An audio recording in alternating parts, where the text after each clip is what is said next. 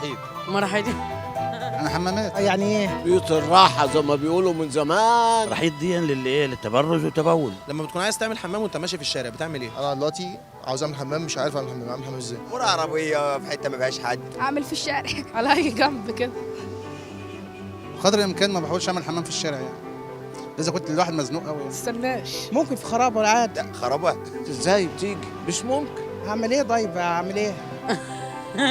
اتصرف هخش اي قهوة او اي كافيتيريا. استنى لغاية لما اروح الشقة وهعمل حمام. فرن مثلا. فندق او مدرسه. اروح البيت طبعا. ما اعرفش ان انا اعمل حمام في الشارع. النهارده اليوم العالمي للمراحيض العامة، بتقول ايه النهارده؟ ما اقولش حاجه. يعني اي حد مزنوق في الشارع مثلا يعني استنى شويه. يا ريت يعني يكون في كل حتة مراحيض.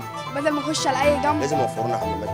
في كل شوارع مصر. انه يستحسن محدش يعمل حمام في الشارع، ويستحسن يبقى في مراحيض في الشارع خاصة للناس اللي ماشية، عشان خاطر ما نعملش حمام تحت الكوبري. لا مانع انه تعمل وزارة من الوزارات زي وزارة السيادير الحاجات دي. كل سنه وانتم طيبين.